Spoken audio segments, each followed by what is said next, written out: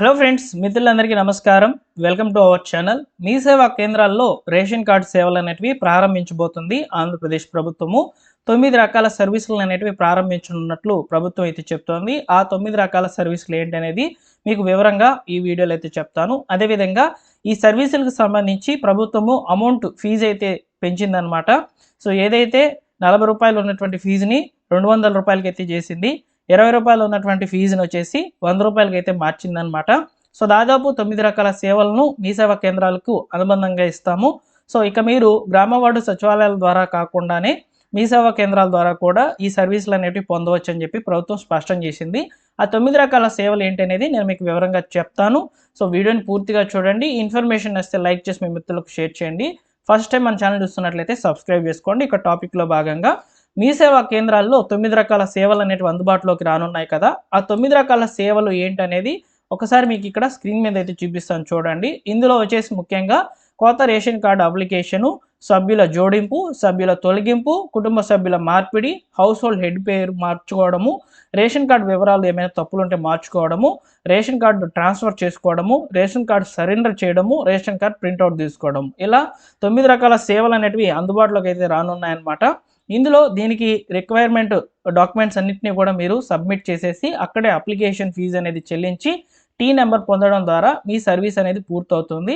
Tea number వచ్చిన తర్వాత మనం స్టేటస్ అనేది చెక్ చేసుకుంటూ ఉండవచ్చు. మన యొక్క అప్లికేషన్ ఎక్కడెక్కడికి వెళ్తుంది, ఏ ఆఫీసర్ దగ్గర ఉంది, ఏ లాగిన్లో ఉంది అనేది చూసుకొని సంబంధిత అధికారులతో మీరు మాట్లాడుకొని వారి దగ్గర నుంచి పర్మిషన్ తీసుకుంటూ మీ యొక్క అప్లికేషన్ని ముందుకు పంపించవచ్చు. త్వరగా మీకు రేషన్ కార్డు అనేది రావాలంటే ఇందులో ముఖ్యంగా చూసుకున్నట్లయితే కొత్త రేషన్ కార్డు అప్లికేషన్ అనేది రీసెంట్గా మ్యారేజ్ చేసుకున్నటువంటి వాళ్ళు ఎక్కువగా రేషన్ కార్డుల నుంచి స్ప్లిట్ అయ్యి అప్లికేషన్ అనేది చేసుకుంటూ ఉంటారనమాట.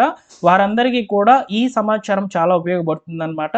సో తరచూ వాళ్ళు ఈ యొక్క మీకు దగ్గరలో ఉన్నటువంటి మీ సేవా సెంటర్కి వెళ్ళైతే ఈ యొక్క అప్లికేషన్ చేసుకోవచ్చు. మీ యొక్క సొంత గ్రామ వార్డు సచివాలయంకి వచ్చి అప్లికేషన్ అనేది ఇచ్చి వెయిట్ చేయాల్సిన అవసరం లేకుండా అయితే ఈ సర్వీస్ అనేది అందుబాటులోకి అయితే రానుందనమాట.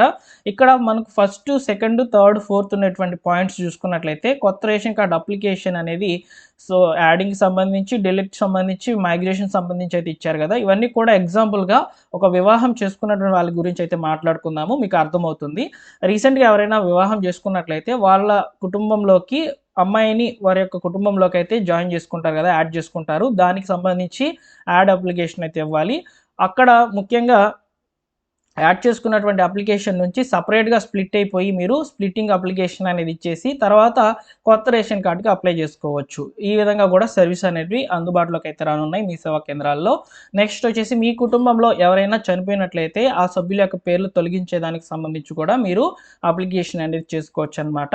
సో ఈ 4 పాయింట్స్ ఫస్ట్ 4 ఉండేటివి ఈ విధంగా అయితే జరుగుతాయి. నెక్స్ట్ వచ్చేసి హౌస్ హోల్డ్ హెడ్ పేరు, అంటే యజమాని పేరు ఉంటుంది కదా రేషన్ కార్డులో, ఆ పేరు కూడా మనం మార్చుకునేవచ్చు అనమాట. సో దానికి సంబంధించి కూడా అప్లికేషన్ అనేది ఉంటుంది. అప్లికేషన్ ఫిల్ చేసి అయితే ఇవ్వాలన్నమాట. సో దీనికి సంబంధించిన సర్వీస్ కూడా అందుబాటులోకి అయితే రానుంది. అదేవిధంగా రేషన్ కార్డు వివరాల సవరణ, అంటే మన యొక్క రేషన్ కార్డులో ఉన్నటువంటి కుటుంబ సభ్యుల పేర్లు ఏమైనా చేంజెస్ కనుక చేయాలనుకుంటే, లేదా తప్పుగా ఉన్నటువంటి పేర్లు ఏమైనా ఎడిట్ చేయాలన్నా కానీ సో దీనికి సంబంధించి కూడా సర్వీస్ అనేటివి మీ సేవా కేంద్రాల్లో అందుబాటులోకి అయితే రానుందనమాట. నెక్స్ట్ వచ్చేసి రేషన్ కార్డు ట్రాన్స్ఫర్, అంటే అడ్రస్ చేంజ్ చేసుకోవడము, ఏరియా ట్రాన్స్ఫర్ చేసుకోవడము, ఇలా చేయాలనుకున్నా కూడా మీకు అవకాశం అనేది ఉందని చెప్పి ప్రభుత్వం అయితే చెప్తోంది. మీ యొక్క అడ్రస్ అనేది చేంజ్ చేసుకోవచ్చు, ఏరియా కూడా ట్రాన్స్ఫర్ చేసుకోవచ్చు రేషన్ కార్డుకి సంబంధించి. Next ration card surrender and రద్దు. సో దీనికి సంబంధించి ఏంటంటే రీసెంట్గా ఎవరైనా మీ యొక్క రేషన్ కార్డులో ఉన్నటువంటి వాళ్ళు గవర్నమెంట్ జాబ్ పొందడం, లేదా ఇన్కమ్ ట్యాక్స్ పే చేయడము, అదేవిధంగా మీకు సంబంధించి 6 డే వ్యాలిడేషన్ పాయింట్స్ ఉంటాయి కదా, వాటికి విరుద్ధంగా మీ యొక్క రేషన్ కార్డు కనుక ఉండినట్లయితే సో దాన్ని సరెండర్ చేసుకోవచ్చు అనమాట. సో దీనికి సంబంధించి కూడా సర్వీస్ అనేది మీ సేవా కేంద్రాల ద్వారా అయితే వస్తుంది. నెక్స్ట్ ప్రింట్అవుట్ తీసుకునే దానికి సంబంధించి కూడా మీ సేవా కేంద్రాల్లో ఆప్షన్ అనేది ఎనేబుల్ చేస్తామని చెప్పి ప్రభుత్వం అయితే చెప్తుంది. ఇవన్నీ కూడా సర్వీసులు అనేటివి ఆంధ్రప్రదేశ్ ప్రభుత్వం పెంచినటువంటి ఫీజుల్ని అనుసంధానం చేసుకుంటూ అయితే ఈ సర్వీసులు అనేటివి ప్రారంభిస్తుందన్నమాట. నేను ముందుగానే చెప్పాను మీకు, ప్రతి అమౌంట్ కూడా పెరిగింది అప్లికేషన్కి సంబంధించి. సో రూ. 100 నుంచి రూ. 200 మధ్యలో అప్లికేషన్ ఫీజు తీసుకుంటారు. వీటితో పాటుగా సర్వీస్ ఛార్జెస్ అనేవి ఉంటాయన్నమాట. అంటే మీ సేవలో వర్క్ చేస్తున్నటువంటి వాళ్ళు వాళ్ళ సర్వీస్ ఛార్జెస్ అనేవి తీసుకుంటారు. ఒక రూ. 50 నుంచి రూ. 100 మధ్యలో అయితే తీసుకోవచ్చు అనమాట. ఆ సర్వీస్ అనేది సపరేట్గా ఇవ్వాలి. ఈ యొక్క గవర్నమెంట్‌కి చెల్లించేటువంటి అప్లికేషన్ సర్వీస్ అనేది సెపరేట్‌గా ఉంటుంది. ఈ విషయాన్ని కూడా మీరు గుర్తుపెట్టుకోవాలి. అక్కడే మనకు అప్లికేషన్ ఇస్తారు. అప్లికేషన్ ఫిల్ చేసేసి దానికి సంబంధించిన డాక్యుమెంట్స్ అనేటివి సబ్మిట్ చేసినట్లయితే మీ అప్లికేషన్ ప్రొసీడ్ అవుతుందనమాట. ప్రొసీడ్ అయినప్పుడు మీకు టీ నంబర్ అనేది అలాట్ చేస్తారు. ఆ టీ నంబర్ బేస్ చేసుకొని మీ రేషన్ కార్డు స్టేటస్ అనేది చెక్ చేసుకుంటూ ఉండవచ్చనమాట. ఎవరు లాగిన్‌లో ఉంది, సో లాగిన్ అనేది కంప్లీట్ అయ్యి ముందుకు వెళ్తుందా లేదా అనేది చెక్ చేసుకుంటూ, ఒకవేళ ఎక్కడైనా స్టాప్ గనుక అయినట్లయితే లాగిన్ దగ్గర, ఆ లాగిన్‌లో ఉన్నటువంటి ఆఫీసర్ దగ్గరికి వెళ్లి మీరు మాట్లాడుకొని, సో సర్వీస్ అనేది ముందుకు పంపించుకుంటూ చేసుకోవచ్చనమాట. ఇలాంటి అవకాశం కూడా ఉంటుంది టీ నంబర్ బేస్ చేసుకొని. సో కాబట్టి ఈ విధంగా రేషన్ కార్డుకి సంబంధించి మీ సేవా కేంద్రాల్లో 9 రకాల సేవలనేటివి అందుబాటులోకి అయితే రానున్నాయి రేషన్ కార్డుకి రిలేటెడ్‌గా. సో ఈ యొక్క ఇన్ఫర్మేషన్‌ని మీ మిత్రులకు అందరికీ కూడా షేర్ చేయండి. మీరు పదే పదే కూడా గ్రామ వార్డు సచివాలయానికి రావాల్సిన అవసరం లేకుండా ఈ అందుబాటులో అయితే సర్వీస్ అనేది అందుబాటులోకి అయితే వచ్చింది. సో కాబట్టి రేషన్ కార్డ్‌కి రిలేటెడ్‌గా ఏమైనా మీకు డౌట్స్ గనుక ఉండినట్లయితే ఒకసారి కామెంట్ సెక్షన్‌లో తెలియచేయండి. మీకు రిప్లై అయితే ఇస్తాను. అదేవిధంగా ఫ్రెండ్స్, ముఖ్యంగా మరొక సమాచారం ఏంటంటే, రేషన్ పంపిణీ విధానంలో కూడా మార్పులనేటివి రాబోతున్నాయన్నమాట. ఈసారి కొత్త విధానంలో రేషన్ సరుకులలో కొన్నిటినైతే యాడ్ చేయబోతున్నారనమాట. సో రీసెంట్‌గా మనము వంట గ్యాస్ గురించి అయితే ఇబ్బందులు పడుతున్నాము. కిరోసిన్ సప్లై చేస్తామని చెప్పి ప్రభుత్వం అయితే చెప్తోంది. సో దీని మీద కూడా అప్డేట్స్ అనేటివి వస్తూ ఉన్నాయి. అదేవిధంగా రేషన్ కార్డ్స్ అనేటివి ఓకేనా. సో పోస్ట్ ద్వారా అయితే వస్తాయన్నమాట. ఎవరికైతే ఈ స్మార్ట్ రేషన్ కార్డులు అనేటివి మిస్ అయ్యి ఉన్నారో వారికి సంబంధించి అయితే కొత్త కార్డులు అనేటివి రాబోతున్నాయన్నమాట. సో దానికి సంబంధించి కూడా సర్వీస్ అనేది అందుబాటులోకి అయితే రాబోతుంది.